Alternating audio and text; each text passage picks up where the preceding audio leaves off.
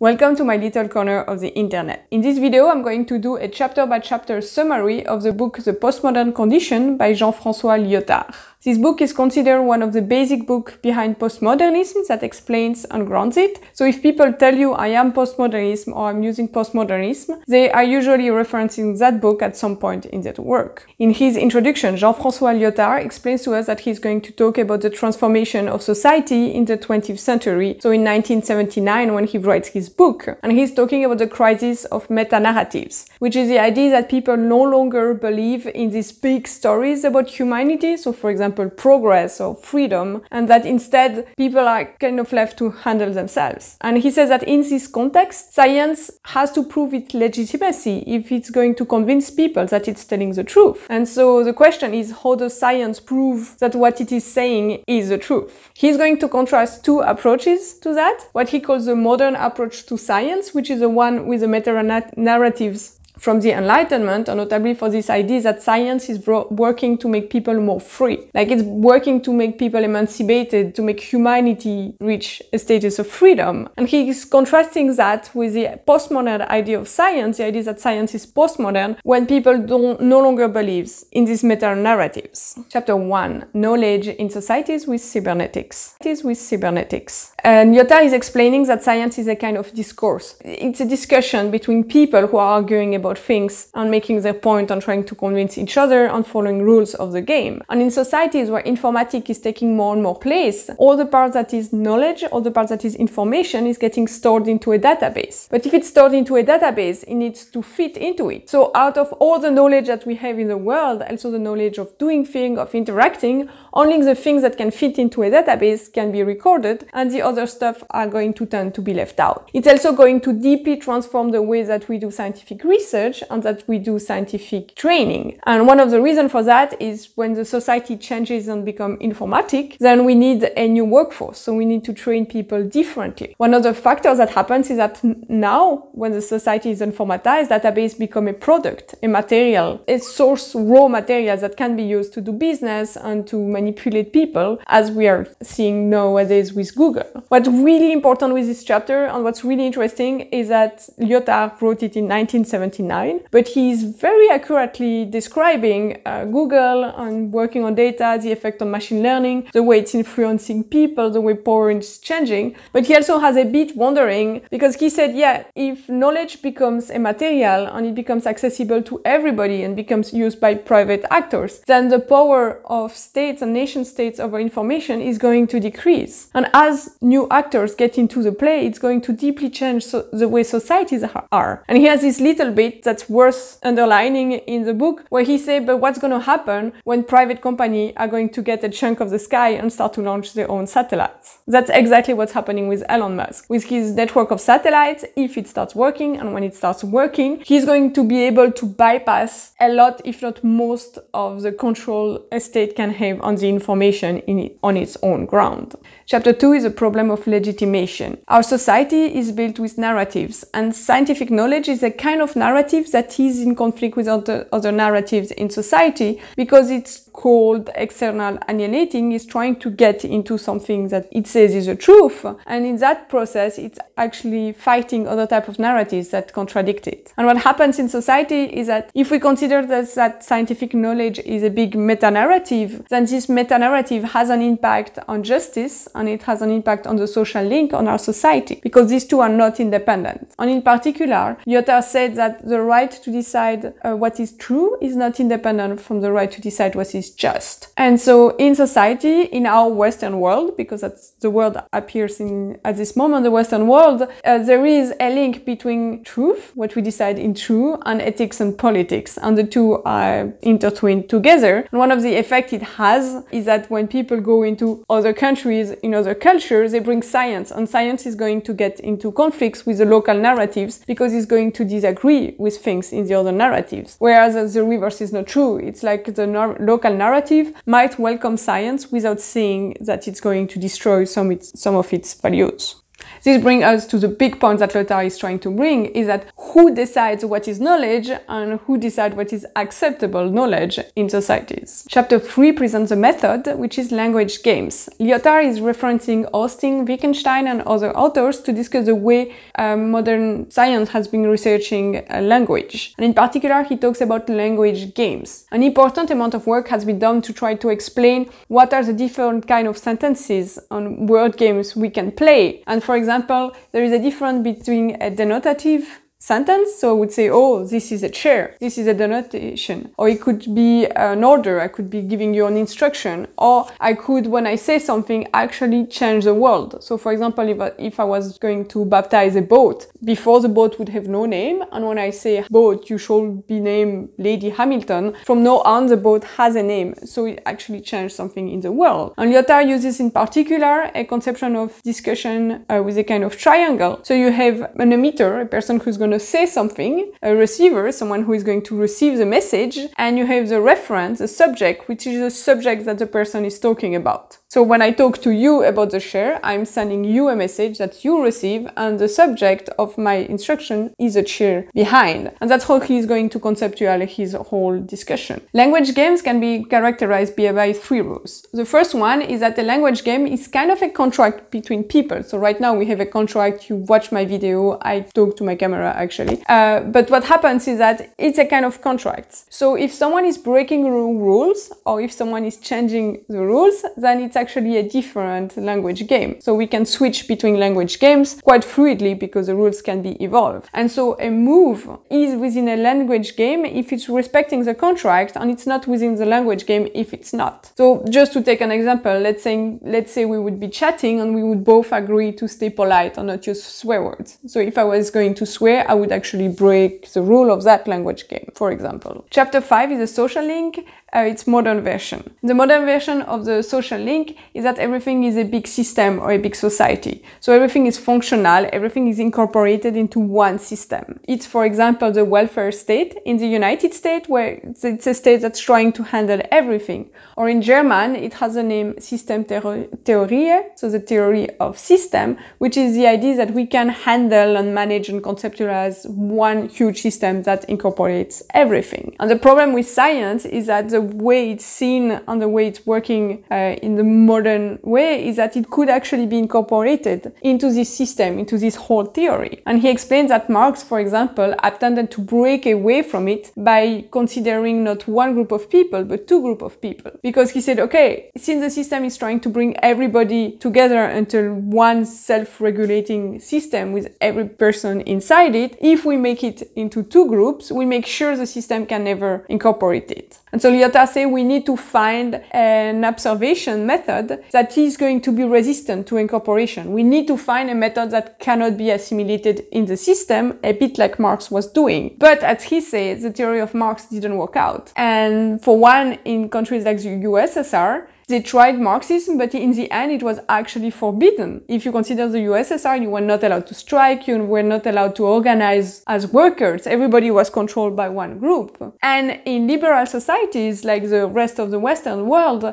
Marxism became a kind of regulator of the system. So this idea with the working class, it can never be incorporated into the system, and instead it becomes kind of a check. And it becomes a control mechanism that's going to keep the system in check, which in a way it's incorporated, and so it doesn't work out easier. Lyotard, being very modest, he explains that that was one of the strategies the Frankfurt School was trying to do, or that his own little group, which he cites in his report, tried to do, but they found out that just using these 2 groups, the way Marx intended them, kind of didn't work with society today anymore. So it had to be using a new strategy. Lyotard suggests that we could also divide knowledge into a positive knowledge that works with the system and a negative type of knowledge that fights and criticizes the system, works with the system, and a negative type of knowledge that fights and criticizes the system, but he said he's not going to go with that method because it stays in the same logic. Instead, he proposed to go for the following. Chapter 5, the nature of the social link, the postmodern version. So since the state is no longer proposing a meta-narrative, people don't have something to look forward to, and so they are left with themselves. They are kind of left isolated. But the truth is, the social link, the language game, the social link, is like the minimal basis of the social relationships, like the fact that we talk to each other other is a minimum link. And as it turns out, we are not completely isolated. We can think of people as being nodes on a network of messages. So we are each linked to several people and messages travel through us. And as it happens, this network is not stable. It can move, and it can move when someone do a move in the language game that is going to displace us. Maybe add a new node, a new connection, maybe move us somewhere else. And so we can think of ourselves inside this network of message communications. And in particular, he stresses that institutions also have a language game with its own limitations. So for example, you would be expected to pray at church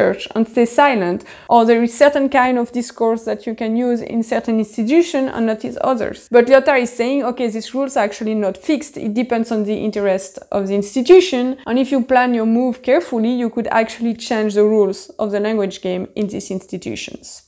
Chapter 6 is the pragmatic of narrative knowledge. As Lyotard is explaining, science is not all the knowledge what we have. We have several different types. And for example, you have the knowledge on how to live, how to build, how to interact, how to listen, how to talk with other people. And that knowledge is built by being educated, because a knowledge on how to cook well, for example, is a set of rules that let you do actions that are going to be considered good by other members of the group, and so you need to be trained into a certain kind of narrative. Now, in traditional societies, this style of narrative is a consensus among people, and that's what creates a culture. Because when you have a consensus around this type of narratives, you can tell who is in the culture from who is an outsider. So for example, a small child would be an outsider because she doesn't know the rules yet, but she can be trained and then be integrated into the structure. As a result of that, there is no need for institutions. There is no governing organ that decides what is okay or is not. It's all worked inside by consensus. And you can see that in a number of narratives. For example, when people tell stories in those kind of society, they are going to start the story with a ritual sentence. And for example, they will say, oh, as I was traveling, an elder told me this story and I'm now telling you. They are transmitting knowledge on that way, not that the person creating it, but that the transmission of the story. And in that context, the narration is a social link. And it makes it so that people don't actually need a history, because the whole social link, the whole social culture is contained within these stories. And so people can simply rely on them. And the fact that there is a repetition of the stories, they come again and again, lets people forget. You don't need to write them down in the marble, or you don't need to know the history to know what you have as a culture, because it is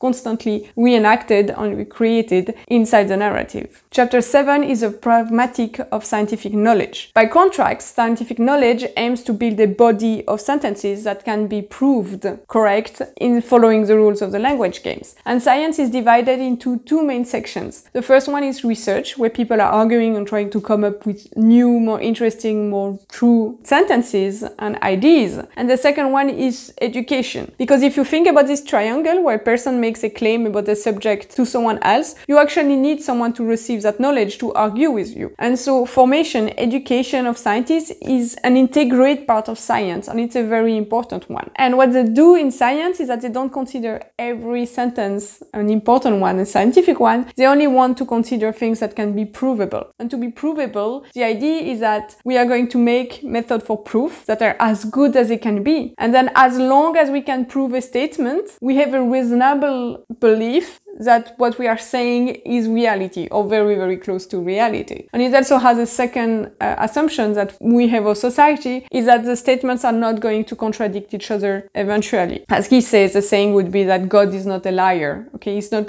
trying to trick us with stuff we cannot achieve. Chapter 8 is the narrative function and the legitimation of knowledge. So in narrative structures of society, language games, then the narration is itself the way that knowledge is being legitimated. In science, not so, since you need to prove things. However, science uses the question of legitimation, so are its methods correct, as a question that it's using for itself. And that's the way positivism in science works, is that we are not sure what are the correct rules, but we are working on them. And so it's a self-feeding loop where eventually we might achieve some kind of success on that front. To the contrary, on narrative methods that are legitimate in themselves. And one of the things that Lyotard is talking about is that actually science uses narration a lot. So So if a scientist makes a discovery, she's going to go on TV and she's not just going to say, I discover XYZ. She's going to make a little story around it. And the same thing happened in education. So even though science only keeps the sentences that it can prove, there is a number of stuff in science that we agree on enough that we can just teach as is to people, and we expect them to understand them and then learn them by heart. That's what happened in university. There is a body of knowledge that is proved by enough people that we accept it like that. We say, okay, the proof works, we can just teach that stuff and people are going to learn them. And the way we teach is with a narration. However, the scientific method, the narration of the scientific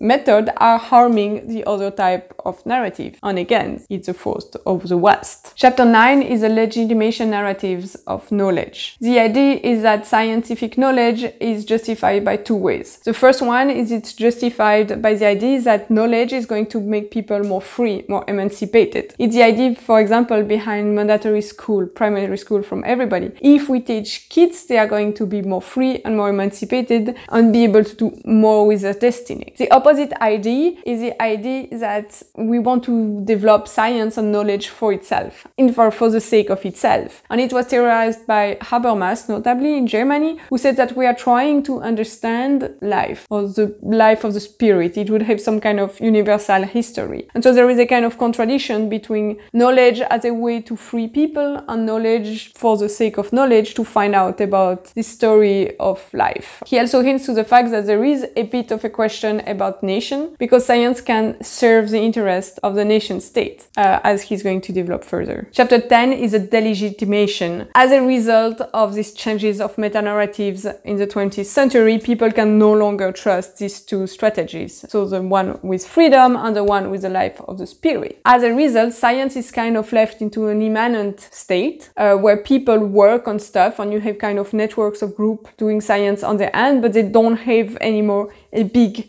coherent things to work together. And one of the reasons for that is that we don't know if there is a life of the spirit that we can uncover, and it's not clear that people can be emancipated and so can really judge on this life of the spirit. This delegitimation is brought in part by the ideas from Gödel, because as Gödel explains, it's impossible, we can never find a set of axioms, so a set of hypotheses on which we can build an explanation for the entire universe. He wrote a really interesting document proving that we can't. To explain everything, we will need axioms, hypotheses that contradict each other. And so we cannot just find one big explanation of everything. This leads us to chapter 11. Since we don't have this legitimation by the old methods, there is a legitimation of research, scientific research, using performativity. And what happens with the Industrial Revolution is we started to have technique come into play. And as it turned out, if you have techniques, if you have machine, you can produce more, you can have more plus value. And so it's interesting to use scientific research as a way to bring more value and to bring more power, because it's always about power and control. And the way this is done is that the proof, this part of science, that is, you cannot just make a claim and give your own opinion, you have to justify it and convince others with arguments. Well, with time, proofs are becoming more and more difficult to achieve and more expensive. And so a lot of capitals come from private groups, for companies, from industries, but the goal is to make the system work better. So they are spending money on developing proof and developing research for the goal of making more money. Chapter 12 is teaching and its legitimation by performativity. A similar kind of mechanism appears in teaching as well. So instead of teaching people ideals and making them like fully fledged knowing people, instead education becomes a means to an end. The idea is to create workers and people who are capable of working for the system. And so scientific education becomes a subsystem of the larger system, and its goal is to produce people who can maintain the system, who can optimize it, make it work better, but also who can keep it stable. And the idea is that instead of giving a full education to people, instead what people are going to do is that the school is going to teach you just the skills that you need, and instead it's going to teach you stuff as you need them. And so we reach the idea of permanent education. He also notes that since informatics is developing and we are going to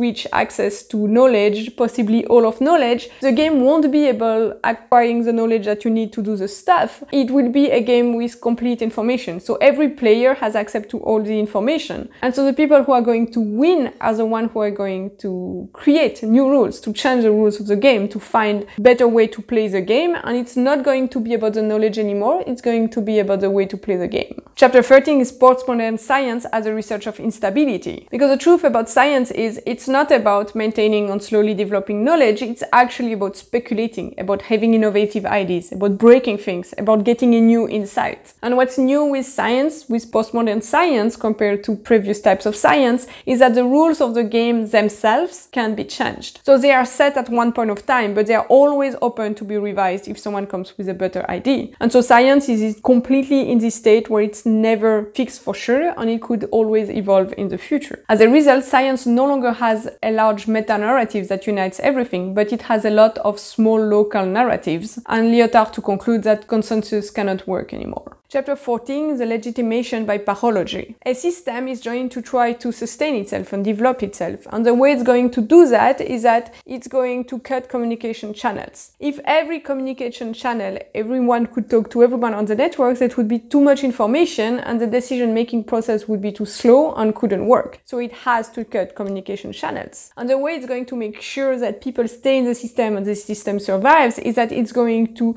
teach people and to change their aspiration until they are willing to live in the system. As a result, even if we do science in that system, people are not emancipated because they are taught to fit into the system, and the system works to optimize itself, not for science or for the freedom of individual. And even if there is innovation, these innovations are going to be incorporated to make the system work better. So what he says is that we can have consensus, but consensus will always have to be local, and it can be changing over time. And this is a distinction from Habermas, because the idea of Habermas is that we are going to have a discussion, use arguments, and eventually we will all agree on a consensus with rules of the game and things that can work together. But Lyotard concludes that this is not a good idea, it's outdated, we just cannot trust it and we cannot go for it. Lyotard concludes that consensus is suspect, but justice is not suspect. And so we need a type of justice that can account for the fact that we are going to have many language games and that agreement and consensus will only be local. And because it's local, it means that it's been agreed upon by the people who are there and then can be renegotiated in the future. And the goal is to reach a point in time when the desire for justice and the desire for the unknown can be fit together well. Lyotard says that consensus is suspect, but justice is not. And so we need an idea of justice that can account for this different type of language game and for the fact that the consensus is only local. And the fact that a decision is local means that it depends on the people who are present in that region and it can be renegotiated over time. Lyotard argues that for this, we actually need to have temporary contracts, which are going to fit well into the system because temporary contracts can make the system more efficient. But then we are going to have temporary marriage agreements, sale agreements, life agreements. Everything will be temporary in time and won't be permanent anymore. And to achieve this, to have the system work well, we need a freedom of information, says Lyotard. We need information to be free so everybody can access it. And that way, even if people always have all the information, because there is always an infinity of information, people will never reach an equilibrium. So we will not have the system stabilized at some point. It will always change all the time. And he concludes that there is a type of politics that being sketched now that is going to respect both the desire for justice and the desire for the unknown. That was a summary of the book. It took me 2 weeks to read the book and do the summary. I hope it helped you clarify.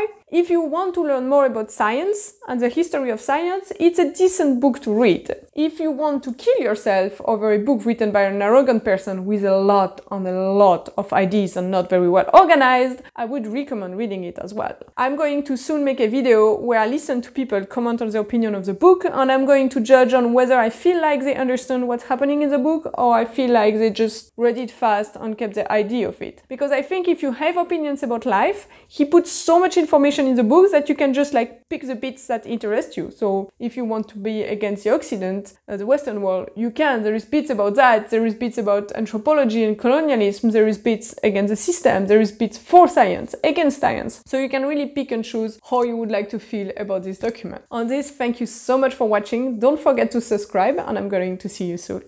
Bye!